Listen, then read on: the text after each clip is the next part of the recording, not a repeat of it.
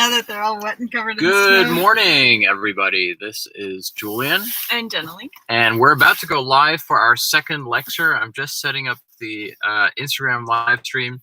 You can find us under Jenlene and Julian on Instagram, where we try to simultaneously post these classes. Thank you, everybody who's joining us live today. And if you're rewatching this lecture, thank you for joining us as well. We are now going to be going live on Instagram. Okay, Jenlene, you're live on Instagram if you want to address. Good morning, hello, everybody. Good afternoon for those of you in the UK. Sorry. What are you digging around for? I am digging around for milk. Milk. I like this. Yes, And Jenlene and water. I are having a cup of coffee as we get started. So while Jenlene is pouring our coffee, I just want to introduce what these lectures are. This is the second lecture in the If You Really Love Nothing lecture series. And every class in this 12-week series is entirely standalone. So if you're joining us for the very first time, welcome. Yes. We hope that you'll stick around. The goal and the idea of these classes is that we sort of teach them in a dialectic fashion. What that means is that we introduce ideas that slowly take on meaning, hopefully in your minds as well as ours as we continue. So where we start is not always where we end up. And the best way to experience this lecture is to actually see it from the very first minute to the very last minute. Or from the last minute to the first minute. Exactly. We try to teach it in a way where there's retroactive meaning inferred on the overall content. So we've, to put it sort of tritely, we've buried clues throughout the lectures, little themes and concepts and ideas that take on further meaning as you progress with this lecture series. Thank you, everybody who's joining us on Instagram. It is a cold, snowy morning, but I think that we have a very good, I hope that we have a good lecture for you today. Yes. I'm gonna take off my coat so I don't get too cold. Is that okay? Yeah, we warmed the car up nicely because it is snowy and wintry and icy this morning. I'm sorry you can't see out the back window. It's really nice outside. Okay, so the title for this class, for those of you who are watching on Instagram, the title is In Statu Nascendi, but also In Status Nascendi. It is an ambiguous title. We will find out why it is ambiguous in due time. And the subtitle, I don't know if you remember what the subtitle was. God isn't listening. Yes, or why God is not listening. listening. So we're going to find out what in statu or in status nascendi means. And we're also going to find out why God is not listening. And if he's not listening, then what is he doing exactly? What is he so busy with? Then what is he so busy with? Yes, exactly. Those of you who joined our first lecture will know that we introduced the idea of God as a problem, as a philosophical problem, in a sense. Neither Jenlene nor I are devout Christians. We're not here to preach the gospel, but we're undevout Christians. Yeah, we're aspiring heretics, as it were, in the Paulinian fashion. And that's one of the beauties about when you read Paul, is that Paul is always dangerously close to utter heresy. And most of the interesting thinkers in Christian thought have, in a sense, lost their soul to Paul. Like, for example, we wouldn't have Augustine's Confessions if it weren't for his radicalization through Paul. Well, doubt is just such a fascinating aspect of Christian theology, and that's why we find it rich material to use. And I'm sure that doubt features in many religions, but that's just what we're familiar with, and that's sort of the philosophical traditions that's affected what we read and think about. Yeah, true. Christianity is a doubt-centric religion, and we're going to get to that in a little bit. The one thing that I would say about that right now is that Christianity is also the only religion that has a revelation, which is essentially nothing. In other words, there is no revelation, no product of revelation, because Christian faith is the process of revelation. But this is something that we'll talk about a little bit more. We're not going to go into like crazy Christian stuff here.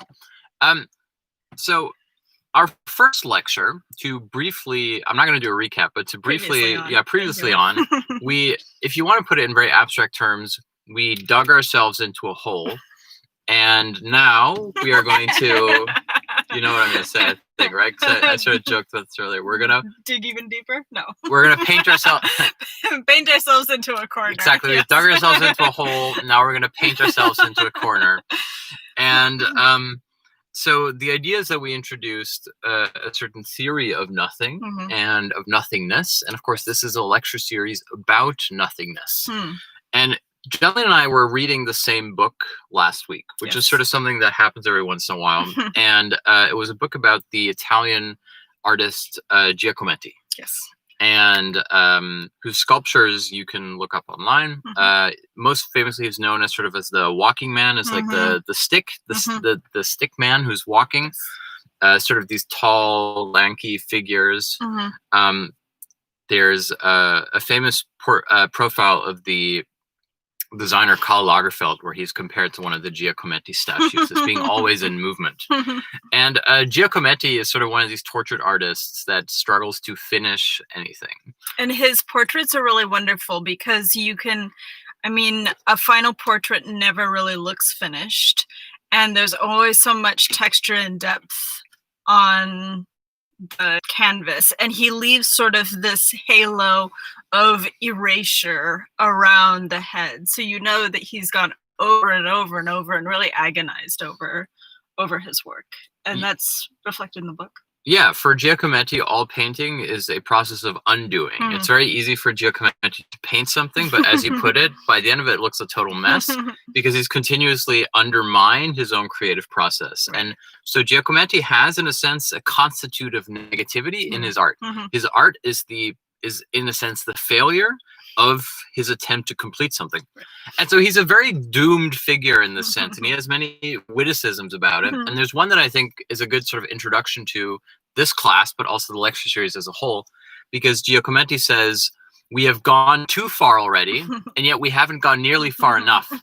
And that's exactly how I think about the second lecture is, we did the first one, we're in the second one, we've already gone too far, but we haven't gone far enough. So we might as well keep going. That's sort of where we are at the second point. You might as well keep going. Now that we're this far. Yeah. I briefly introduced Augustine and Augustine's Confessions. And there's something that Augustine sort of grapples with. I mean, he's a man who grapples with many different things. Augustine's not someone who takes the Bible for granted. In other words, he's constantly pushing the boundaries of the logic of the Bible. And I mean logic in like a very philosophical sense, like in the same way that Hegel is trying to create a logic. Augustine is continuously trying to determine the logical boundaries of the Christian faith. And one of the things that he runs into, which is sort of curious, is in Genesis, which probably perhaps the most famous, well-known part of the Bible. In Genesis, there's a repetition of sorts, which makes no sense. Because on the first day, on the first verse, God creates heaven and earth. But then in subsequent verses, he creates heaven and earth again. He's recreating earth, as it were. And Augustine points out that either there's a mistake here, because how can God create earth on, let's say, a Monday, and then he can create it again on a Tuesday and on a Wednesday? And in a sense, God is doing exactly what Giacometti is doing here, which is we've gone too far already, so we might as well continue. We've made a huge mistake in creating heaven and earth, so we might as well make more heaven and earth. It's that compulsive repetition of creation that is trying to undermine the idea of a fixed starting point of being. Right. And Augustine's very aware that this isn't just a typo within the Bible, that there's something going on there. And in a sense, that sense of like an interrupted or a let's call it like a relative beginning exists in Augustine's time in a very commonplace way. And that has to do with, and this is something that you might be a bit tricky as a question, but there's a ritual in Christianity that signals the beginning of a Christian life. Baptism. Yeah, exactly. Okay. Baptism, right? Yeah. Baptism is supposed to be the initiation into the church, the beginning of a Christian life, a soul saved. Yeah. Acknowledgement of a soul rather than just a tragic, or when childbirth was more uncertain. You Yes. wouldn't baptize a baby as soon as it was born. So you've raised a really interesting question, right? Yeah. Which is when do you actually baptize someone? Do you baptize them as a baby? Do you baptize them as soon as they spring from the womb? Is them right before death? That's exactly where I was heading. So thank you very much. Because in Augustine's time, it was considered a faux pas, or at least a very strategic thing, to baptize children when they were still infants. Oh, interesting. And the reason wasn't because, as you suggested, that they might die. Of course, this could be the reason. Although, if you think they're going to die, you're more likely to baptize them, right? You might as well get it in there. No, but the idea was that I think that they like couldn't repent, and so you would have an infant going to hell, which seemed. Oh, that's really interesting. Okay, yeah. I could be making this up. No, that sounds exactly right. Because there's this question, which is that if you baptize someone early, as soon as you're baptized, sin is a thing for you. Because baptism means that you enter into the faith, and until you're baptized, you're in a sense still, you're still neutral. Right. You're not capable of committing sin. And if you don't baptize someone, you remain in that process, the process of being in limbo. Not in limbo, but in becoming. You're not a full person yet. And so let's say that you baptize someone really early, and then they can never sin in their life because they go straight to hell. You're, in a sense, you're condemning that person to be more likely to sin. Okay. Whereas if you let them sin a little bit throughout their, let's say, their college years, and then you have them baptized, then they can repent, and they don't have to worry about sinning because they got it out of their system when they were in college. Right, because it brings up the notion of like, to what degree is sin seen as a form of like responsibility and like culpability? Yeah, that's true. And so, tangent, sorry. Well, no, it's not a tangent at all. I mean, I'm the tangenter here, right? Yeah, exactly. For those of you joining for the very first time, you should be aware of the fact that Jeneline has very graciously agreed to do a form of interlocution so that I don't have to talk just to myself here, which I really appreciate, and hopefully you will appreciate as well, because it's not easy to be so wise with such improvisation, which I appreciate. So the reason I brought up baptism here, remember, is about the variability of the idea of beginnings. That it's not just that you begin at one point, but that you can sort of choose to begin and then you begin again. And that compulsive repetition, that drive for repetition, is true in the creation of heaven and earth in Genesis as well. We've begun, so we might as well begin again, but then we have to begin again. We can never finish. We've gone too far, so we might as well keep on going. That's sort of the predicament of all life. And that's a really good thing to keep in your mind when you're thinking of, you're gonna laugh. I mean, I'm imagining people who have like 4 dogs and it's just chaos in their home, and they figure, we have 4 dogs, we might as well get a 5th dog. We've introduced this much, chaos and dog food and dog toys into our lives. We might as well. Might as well, yeah, exactly. Well, and this is sort of where we end up with Heidegger's position, which Heidegger, in a sense, is taking from a name I struggled to pronounce, Husserl. Husserl, Husserl. And this is the idea that the most common thing in the world, the thing that we all have in common, is being. That simply being, which in German is sein, is the most common condition. And in a sense, as soon as you are born, you are a being. Now, this is not a high philosophical concept in and of itself. Obviously, every child can think that we're being, right? This is the whole point of the expression. But for Heidegger, because it's so common, means that there's nothing there for us.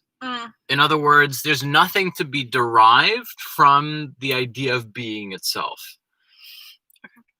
Just the fact that we are doesn't tell us squat. Everyone knows that they are. The problem is that we are. Problem is not the being is not the source of knowledge. Being is, in a sense, the obstacle to knowledge.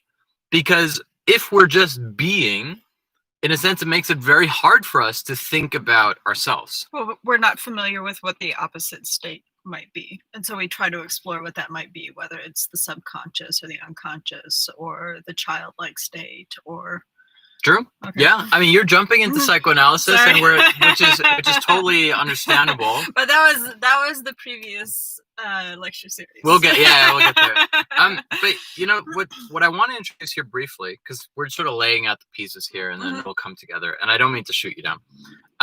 Which is that if being tells us nothing, and we have to move away from being, the question is, what are we moving away from? Because you can't just move away from being. Right. I mean, you're sort of stuck, in a sense, within being. And so what Heidegger determines is that, and it's not just Heidegger, but let's stick with Heidegger, is that what we have to turn away from in order to turn towards knowing how being works, Right. what we have to turn away from is knowledge. Knowledge is the enemy, in a sense. And this is, like, in a very Hegelian sense, knowledge is the enemy, in the sense that what Hegel calls Verstand, it's in a sense like society's knowledge, collective knowledge, for example, the brain sciences, etc. And for Heidegger, in the same way as for Hegel, those are the strongest abstractions. Right. Now that seems like kind of a crazy argument. It's like, why would you say that science, like what you learn in the lab, why would that be an abstraction? The reason that for Heidegger, as for Hegel, as for Augustine, that kind of science is an abstraction is because you're making certain assumptions about being. In other words, you're assuming that there is a brain outside of the world that can neutrally and objectively study the world. And so what Heidegger is saying is that before I'm going to talk about science, I'm going to talk about what is the a priori in me that makes science possible. He's saying we have to take a step back. It's a little bit like you go into a restaurant and you're saying, oh, wow, this meal is so wonderful, but you haven't actually discovered what the ingredients are. So Heidegger says we can study the world and science, and we can marvel at, I don't know, something really technical, like how to make a COVID vaccine, which is genuinely like a miracle in many ways. And at the same time, we don't really know how we came to the point where science even existed. Pretty abstract. So he's saying we have to move away from knowledge. And the technical term for moving away from knowledge, which he takes from Husserl, is, here comes like the, we usually don't use glitzy terms here because I like to end with terms rather than have them be substitutes. It's the phenomenology. Okay, see, I can't do terms. Phenomenological reduction. The phenomenological reduction. Okay. Because the phenomenon is simply the appearance. Okay. Right? Illusion as appearance. Shine is appearing. Becoming is phenomenon. Okay. And the phenomenological, I can't pronounce this word. Phenomenal. I must be the only philosopher in the world who can't pronounce that word. This is why people go Yeah, to so it's conferences. phenomenon, and then phenomenological reduction. This is great. Phenomena. It's funny because like I've said that word in my mind so many times, and then actually having to say it out loud is surprisingly hard. So the phenomenological reduction, it is a bit like Muppets. You're right. Phenomena, da, da, da, da, da. Phenomena, da, da, da, da. Phenomena. That's excellent. That's really good. Someone should make this for YouTube. I'm sure our channel would do so much better if we just did like the Muppets. The Muppets.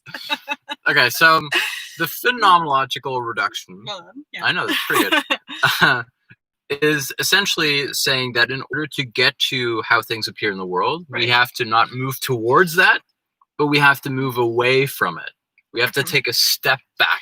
So previously you've contrasted knowledge and understanding as being the sort of Hegelian distinction between knowledge as what you're talking about, this sort of scientific abstraction, and understanding being how we grapple with. Yeah, it's Verstand and Vernunft, essentially. So it's different types of knowing. Right. But I'm going to keep it a little bit abstract because that way we don't become too technical here. Is that okay? But you're absolutely right, and I'm very impressed. I like it when you speak Hegelese to me. This is excellent. This is great. So the idea is that we're moving away from knowledge towards a better understanding of the conditions of the possibility in which being arises. Okay. This is the Kantian task as well, right? And so that's we're moving away from knowledge, but it also means we're moving towards ignorance in a sense. Yeah, and that's why I wondered: is it moving away from knowledge towards something else, or is it moving away from knowledge towards understanding? I'm so glad you asked. This is where we end up with Augustine again. Okay. If you go to Augustine's Confessions, the very first page, he's playing a little game, which is borderline heresy again. And he is a writer who lives dangerously. Oh yeah, he's always because when you read Augustine, you realize he's always messing with some principle. And the principle that he's messing with, he's raising his hands up to God, and that kind of like, and he says, I'm paraphrasing, obviously, I'm not reading out the confession here. He says, God, I invite you to be in me. I invite you to come into me. And then he says, in a sense, but God, am I not your creation? Are you not in everything? God, are you not already in me?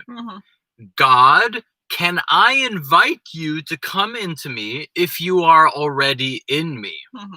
And so he puts together a paradox here, which is the, can you enter into me if I am already that which is you? Right. And then he ends on like a really, this is literally the first verse. He ends on a really cheeky statement, which is he says, God, can you contain yourself? Are you can you limit yourself? Yeah, exactly. Can you contain yourself? He's created this sort of logical trap almost.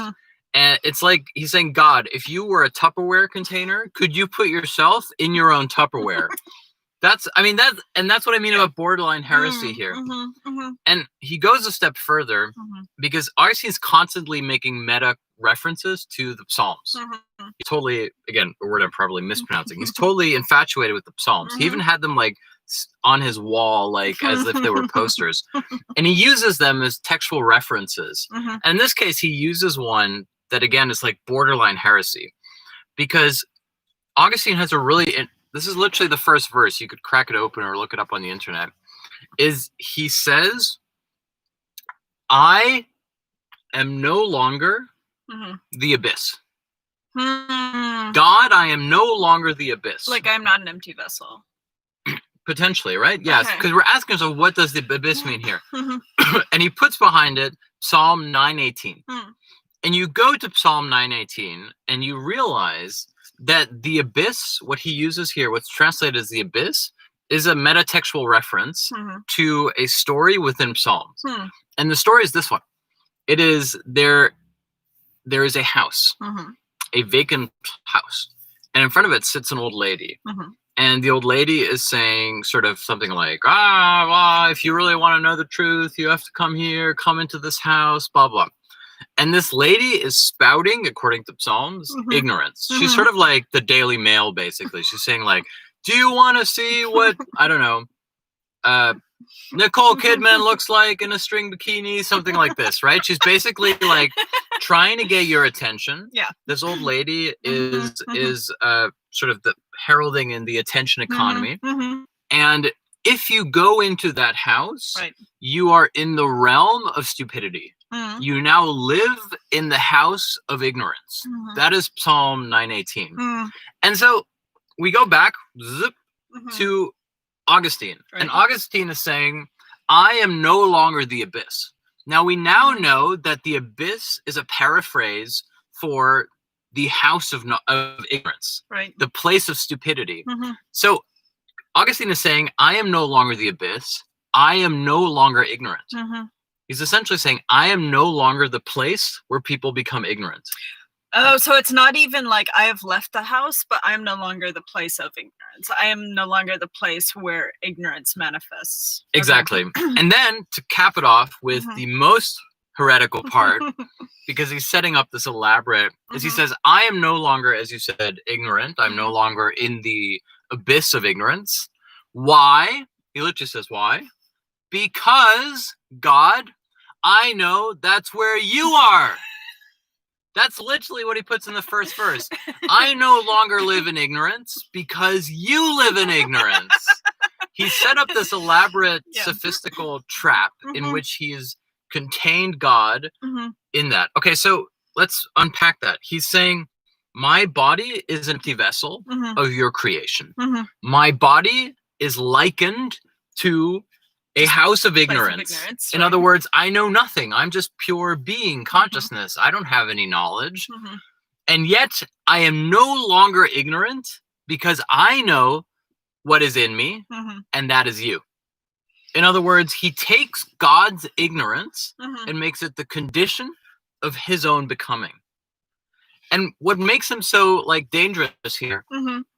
for his time is he's both affirming God, praising him, while reducing God. Right. In other words, Augustine is creating a God who lives in ignorance, literally. Well, who has limitations? Yeah. Yeah. Is he yeah. saying that God is like the old woman sitting in front of the house? N- No. No. He's saying if I am a vessel Okay. and I am the vessel of ignorance, Mhm. and you are in all of your creations, Mhm. you live in me, ergo, you live in ignorance. He's Okay, saying, yeah. God, you live in ignorance, and because you live in ignorance, Mhm. I can be. Right. So he's created a God here a paradoxical God, Mhm. an all-knowing God who yet knows nothing, a Mhm. God of utter imbecility, of stupidity. Mhm. And Zizek has a thing about the difference between the imbecile and the stupidity here. Right. Mhm. And this is like the imbecile in a Mhm. sense. It's the God who is too perfect Mhm. to know, a Okay. God who is naive, a God who is in a sense too complete, Mhm. and this is the condition of his stupidity. Mhm. The imbecile, Mhm. according to Zizek, is someone who takes everything literally, Mhm. someone who cannot see meta narrative. Mhm. For example, you say to someone, "How are you?" and they tell you something like, "Well, actually, my toe itches," or something. You don't say that to somebody. And so God is, in a sense, an imbecile here, right? Mhm. God is someone who knows all, Right. but yet, in a sense, knows nothing. He's Mhm. constantly out of the loop.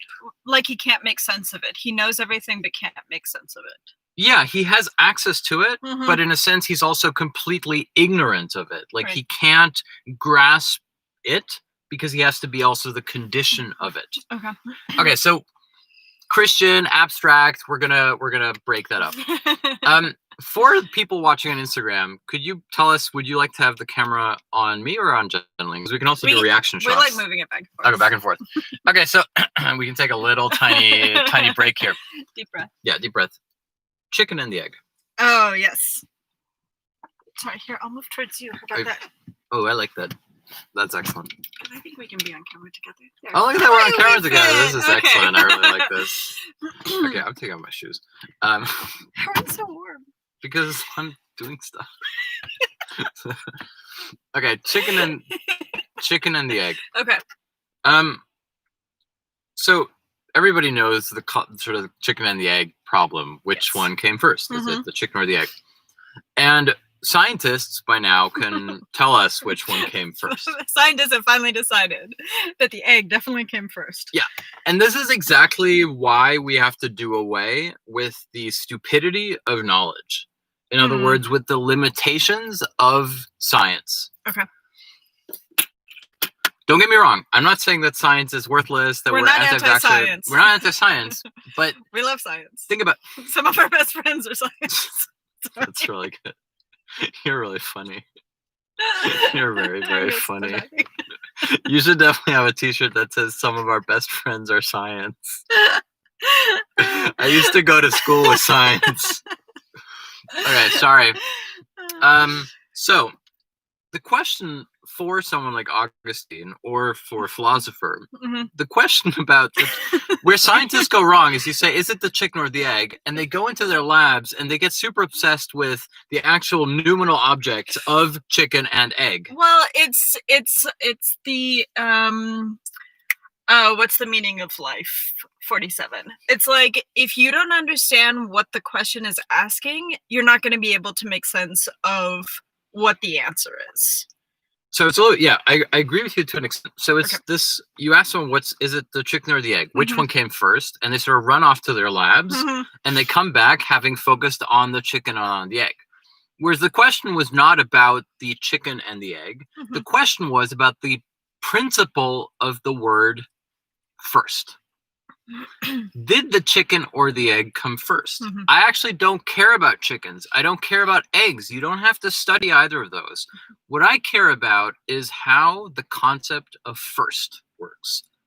To say that something comes first is already quite a radical philosophical gesture. Remember, we've already gone too far, so we might as well keep going. The world has to be created once and again and again and again. The trouble with beginnings. The trouble with beginnings. To say that something is first implies a whole chronological order, because to have something first means something has to follow. It means something is not coming before that. So my problem isn't with the chicken or with the egg. My problem is with the word first, in a sense. And that's also the problem that Augustine has, which is, can God contain me if I am also that which contains God? It's a paradox of sorts. It's a paradox that's specifically about the problem of being first. And the way that we can understand that, friends, is by focusing on the title of this lecture. The title of this lecture, for those of you who are just joining, was In Statu Nascendi. But in brackets, In Status Nascendi. Now, In Statu Nascendi is a fairly common, I don't mean to sound pretentious, but a fairly common Latin term, which I totally forgot what it means. Okay, it's simply, so it's birth, something beginning. Yeah, so it's to be the process to be in becoming, essentially. However, and nascendi meaning birth, right? Be in the state of becoming. But we wouldn't have this title simply to have a fancy Latin title. We're having this title because there's, of course, an ancient Latin Christian debate about this, which we have long since forgotten. And that all hinges on the letter S. Because the letter S determines the case. Jeneline has been learning German. And what is your experience of learning German is? That Julian gets really annoyed when I try to check my pronunciation because he's trying to read really difficult things and I'm trying to talk about ordering in a restaurant. No, that's not true. You're very patient. Well, actually, so I... you're right. So in English, we have case, but we don't really think about it because it's all about the word order. Right. But case has to do with subject, object, indirect object, direct object, possessive, etc. Yeah. And so the word itself, the root word, changes depending on what the case is, whether it's the subject, object, or the direct object. Turkish has that, and there must be, Latin, of course, has that. I don't think, does Greek? It must. Probably. Okay. I won't pretend to know anything. So I love that you, in a sense, anticipated what structuralism will do, like 100 years later, in a sense, right? You're looking at the subject-object relationship, and in a sentence, there is a subject-object relationship between the nominative, which is the direct, that's the subject, and the accusative, which is the object in a sentence. For example, I love pasta. I love is the nominative expression. Pasta is the accusative. It's the object of my love. Okay. Because in English, if we wanted to switch around, it would be pasta is the thing which I love. Like, we have to add all of these extra words in order to demonstrate the case. Yeah, and so the case would be declared. Back to in statu nascendi. Okay. Or in status nascendi. The most common form is in statu nascendi, which is the ablative, which you haven't reached in German, thank goodness. And so to say in statu nascendi is the ablative, and it simply means being. In statu nascendi means being. In status nascendi is the accusative. And then it is not being as such, but it is becoming. And within the tension between in statu nascendi, being, and in status nascendi, becoming, we have the entire philosophical problem of phenomenology, in a sense. Like, if Heidegger were to rewrite Sein und Zeit, he could just call it in statu nascendi, but with an S or without an S. Because the problem is, the problem between being as a seemingly static, fixed phenomenon, or object, I guess, not a phenomenon, a noumenon, and becoming Mhm. as a process of incompleteness, Right. as it were. So here we have in statu nascendi, which is being, Right. versus in status nascendi, which is becoming. And this is the question that Augustine is asking. He's saying, God, are you a being and are you becoming at the same time? In other words, are you filling me or am I already full of you? Is the world filled with you or becoming filled with you? Right. Are you running like sand through our hands, or are we holding you in an hourglass, as a sense? He's asking a question whether God is in statu nascendi or in status nascendi. Right. And that becomes a question for us as well. Is remember, we're moving away from knowledge, and what are we moving towards? Right. So, yeah, you're going to say? Yeah, and we talked about the notion of incompleteness as being part of the fundamental aspect of the project itself. Like, is it that we live in a democracy or are we striving towards a democracy? And the fact that we don't have full representation, we haven't reached our full democratic potential, as it were, is evidence of the fact that it is itself a democracy. Yeah, that's a really good point from the previous lectures, right? We're talking about how and we'll get there eventually, that something, the structuring principle of democracy can be incompleteness. Right. In the same way, from a Lacanian perspective, the structuring principle of the subject is the incompleteness of the subject. Right. And Augustine, in a sense, seems to be suggesting that the structural principle of God is that God is absent, in a sense, right? And so, remember, we had this idea that God is in a sense ignorant. He lives in ignorance. Okay, this is where we could reach into the existentialist bag and pretty much grab any other thinker. And the one that I'm going to pull out of my hat here is Sartre. Okay. Because Sartre's being and nothingness opens with exactly this problem, which is he's saying we've gotten rid of all the dualisms. All these seeming dualisms between, between illusion and appearance and all these things. Sort of what we did in the previous class. Right. And Sartre is saying, here's a problem for you. Can being be determined in terms of appearance? To put it much more simply, does appearance have being? Does appearance have being? And vice versa, is there a being of appearance? So to go back to in statu nascendi, if we have a tension between being and becoming, is there a being of becoming? And vice versa, is there a becoming of being? Very abstract. I know. We're going to build this up slowly. We've got time yet. This is Sartre's question in Being and Nothingness. Okay. Is there such a thing as a phenomenology of being? In other words, is there a becoming of being or is being fixed? This seems seemingly paradoxical because we think of being as being something that is fixed, determined. Well, it goes back to that question of when do you baptize a baby? Is there a point at which the baby is just a baby and after the baptism it becomes a soul? Yeah, it's difficult, isn't it? Because before the baptism, you're becoming as a human, and after baptism, you're becoming as a Christian. But the timing of the secondary becoming is a very strategic necessity. Right. In the same way that in Genesis, heaven and earth are made once, but then they're made again.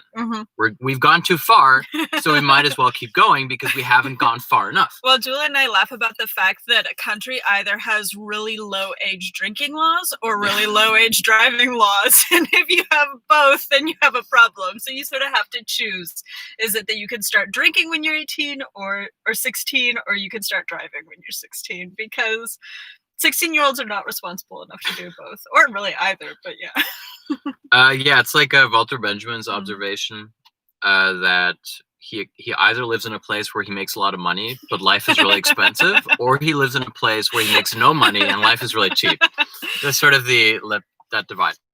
Okay, so let's slowly build up Sartre's idea here in a way that isn't too technical, because I don't like that. And keep in mind, we've established the fact that God lives in ignorance. And God is, in a sense, to be pitied almost here, right? Like, God is this all-knowing being, supposedly, who is in everything, yet he's totally and utterly clueless. Like, he's doing his best. He's kept out of the loop by simply by means of being all-knowing. It's a little bit like you and I were watching The Watchmen, where Dr. Manhattan is totally clueless to what's happening in the world because he's experiencing all time and all places at the same time. Right. And that's, in a sense, the predicament that the Augustinian God is in. Is you're an imbecile because you know everything. You live in ignorance because you live in me at all times already. So it's a bit like Dr. Manhattan. Right. Except better than Dr. Manhattan, because Dr. Manhattan is still, to my mind, very much a fake god, but we'll explain that another time. So I want to go back to the idea of revelation, right? Because we talked about revelation briefly. One of the things that I said about Christianity, which hopefully will start to make sense now, is in Christianity, revelation is never an outcome. It's not a product. One of the mystery of Christianity, and this is something that in Jesus' work you will find too, is that there is no mystery. It's all right in front of you. And it's like there's nothing being kept hidden. No nirvana. There's no something that you can reach once you put yourself in another sort of state of mind. The problem with Christianity is that it's already all laid out in front of you and yet seems to withhold its meaning from you. Right. And to put this a little bit more precisely, in Christianity, in Christian thought, revelation is not so much a product as it is a process. In other words, revelation is revealing itself, and what it's revealing is us, subjectivity. Okay, very abstract. Let's sort of break it up. Let's determine what being is not, first of all, right? We're thinking of, our question is, if you've just joined us, can being become? Can there be an appearance of being? Or is there a phenomenology of being? Or is being fixed? You probably already kind of guessed where. So let's determine what being is not. First of all, being is not presence. We think being is presence. That seems pretty straightforward. You could say being is being in the world. It's being present as such. But here's why being is not presence.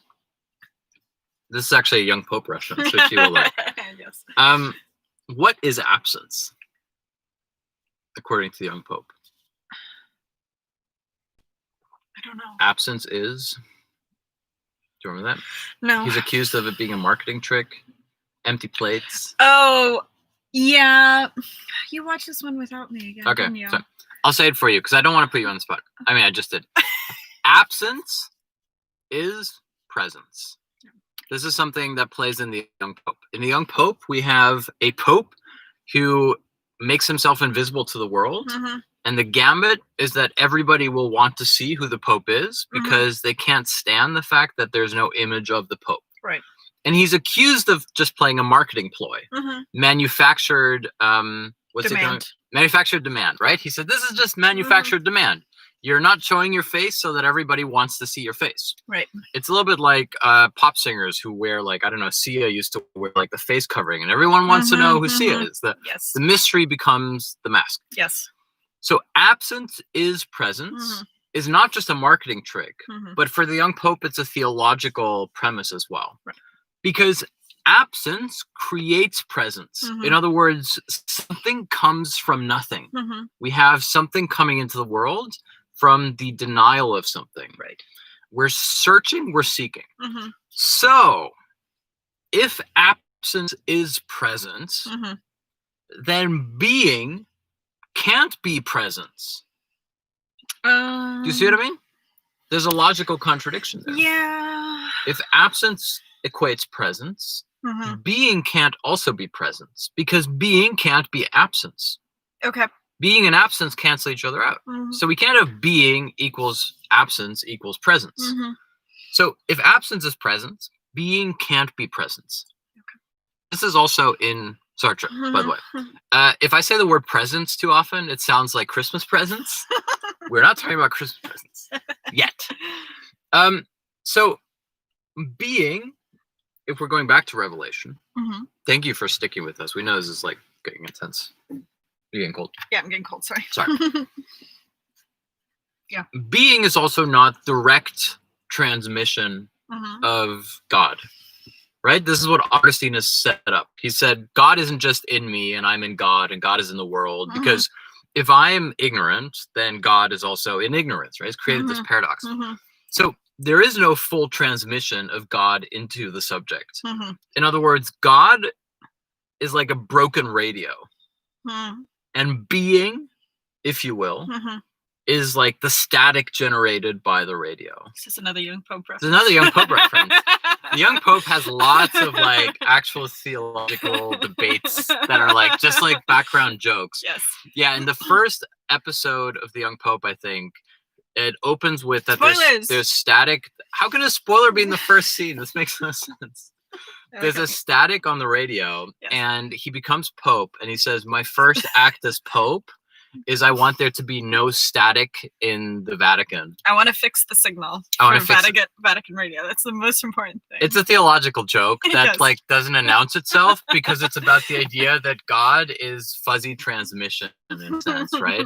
It's that static within the reception of God that is being. Yeah. So we're trying to answer the question, what is being? Mm-hmm. And the closest we're coming to here is being is a form mm-hmm. of the incompleteness of becoming. In other words, becoming is inherently incomplete. Mm-hmm. And being is incomplete. Mm-hmm. And the name for the incompleteness of being is becoming. And the name of the incompleteness of becoming is being. In other words, being is a stand-in for the incompleteness of becoming. Okay.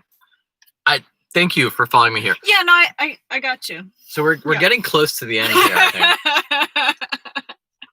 think. Remember, we started with not just in statu nascendi and in status nascendi, the difference between being and becoming, but also the question why God isn't listening. And just to humor me, could we venture a theory of why God isn't listening? What do we know about God thus far? That he is not within. Not within what? Not within the subject. Well, he is both within and not within, right? Okay. Yes. We said God is ignorant. Yeah. Remember, God lives in ignorance. God is dumb. He's imbecilic because he knows everything. God is a paradox because he is both within us and without us. Right. God is, in a sense, where we are stupid. That is where God is. Where we are the abyss, that is where God is. Within being, that is where God is. In other words, we've established the idea that God cannot receive us. The problem isn't that we can't receive God. For Augustine, God is already here. When I say, "Come here, God," it's almost like laughable because God is already here. Imagine that you're having a dinner party. And it's impossible for God to be more completely there. Yeah. It's like a dinner party where you get up every 5 minutes, you go to the door and you say, "I think I just heard someone knocking." And then you go back to the dinner party and they're like, "No, we're already here." Okay. And so the problem isn't, in a sense, that we're the focus and that God isn't listening. God actually desperately, in this sense, wants to listen, but he can't listen. Listening requires, when you're listening to me, when I'm listening to you, the direct transmission of communication. Right. By proxy, you can't listen to yourself in the same way that you listen to someone else. Yeah. The only thing that God can do, the reason why God is not listening is because God is eavesdropping. God can only eavesdrop. God can only put his ear to the door of becoming, and he can listen. And that is what God does. Is he is outside, he's living in blissful imbecility, and he eavesdrops. Now, the word eavesdrop we're gonna play like a Derrida game here. This has no philosophical meaning. It's strictly speaking a game, because in German there's no distinction in the same way. Eavesdropping. Do you know what eaves are? Well, I think of eaves like side of windows. Yeah, exactly. And what is it to drop from the eaves? Like you it's literal. Like someone is at the eaves and then they fall. Yeah.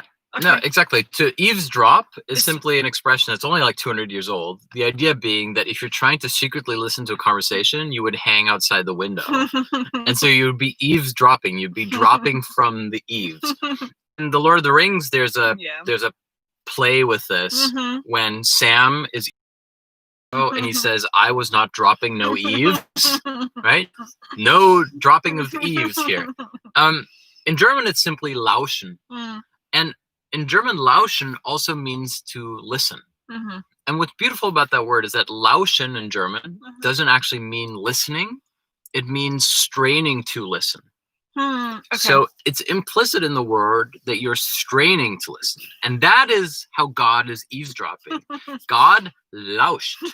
God is eavesdropping because he has no access, because it is already himself. Right. God is trying to listen into a conversation that is, in a sense, impenetrable to him. Right.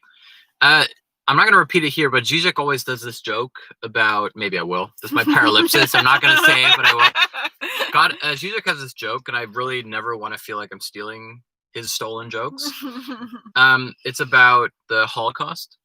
Yeah. And Jews are in heaven, and they're cracking jokes together, and God comes over because he wants to hear the joke. And the Jews say what everyone says when they're having a joke, is they say, oh, you wouldn't understand it because you weren't there. And of course, the philosophical thing was that it was said God was not present at the Holocaust, right? So that's that's a joke here.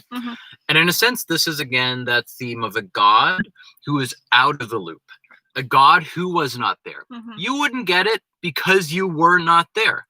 That is the predicament of God living in ignorance, is that he's continuously holding his ear up to a door behind which being lives. And the process of that is becoming. And so I'm not asking you to think of God as a person here. We're talking about a concept. Remember, we talked the chicken and the egg. I actually don't care about the chicken, or I don't care about the egg. What I care about is the principle of first. In the same way, I actually don't care that much being and becoming. What I care about is the principle in which being becomes becoming, and becoming becomes being. We're looking into that first. Right. Another name for that, as you will have guessed at this point, is nothingness. We're in a sense all Augustine, because we say, I am no longer the abyss, because I now know that you live there. And when we make a big leap forward in this lecture series, and we end up with the idea of the other, I am no longer the abyss, because I know that the other lives in the abyss. And vice versa, the other can't truly live in the abyss, because the other has also his own life and meaning. That's something we're going to work towards, right? Yeah. So, in a sense, what we've established here is, to make it more technical, the reflexivity, I can't say these words, reflexivity. Reflexivity. Okay. I am like reflexiveness. Incapable of saying these things, which is why I try to hide it. Of being itself. It's how being appears to itself. It's the phenomenology of being. Phenomenology being the becoming of being. And Sartre says the becoming of being is also the being of becoming. And maybe you see where I'm going here. This is a chiasmic structure. Yeah. We have A, B, B, A. We have being, becoming, becoming, being. And the truth doesn't lie in one pole or the other. It's not the chicken or egg. Neither of them is first, to raise my voice a little bit. It is about the point of collapse, the abyss between being and becoming and being, from which, key word here, meaning emerges, We're going to talk more about meaning in the next lecture, what meaning means. So we've made a start. Remember, we took a hole in lecture 1. We've got too far. Then we've gone too far, and yet we haven't gone far enough. We've dug ourselves into a hole. Yes. Now we've painted ourselves into a corner. And we will see what we will be doing next week. So to answer the question, why is God not listening? It's because God is eavesdropping. Is eavesdropping. Exactly. God is eavesdropping. Thank you very much for joining us. Thank you, Jeneline, for putting up with me. It is our genuine pleasure to be able to do this. Yes. You give us so much license because there's no way that I would, or that we would be talking into a computer screen like this otherwise. And when we started doing these classes, we specifically set out to teach something that we could never put in a curriculum. So thank you for allowing us to do this. We are very humbled. Yes. We started with Giacometti. And I was thinking about this a little bit. Is like when you're a painter and someone's sitting in front of you and you're painting them. Right. They're the object of your study. Yes. But also, in a sense, they're like your curse. You start hating the person who's sitting opposite of you because you can't render their likeness onto a painting. Yeah.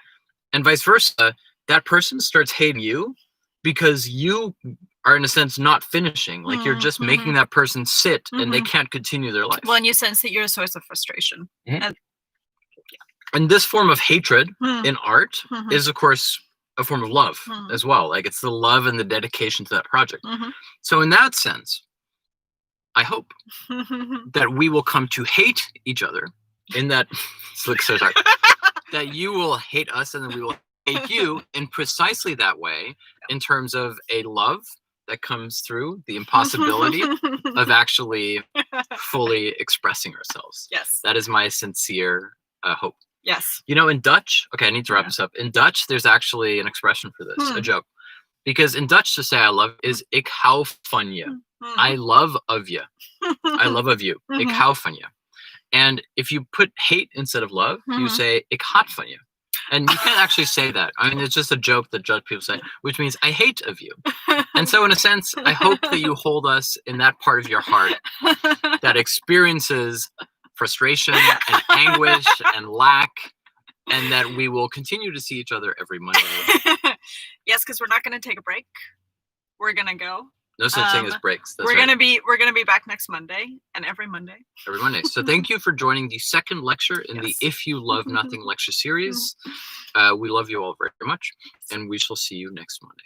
Take care, everyone. Have a good week. Bye bye. End stream. Oh, okay. So now we've ended. I knew we were gonna end this.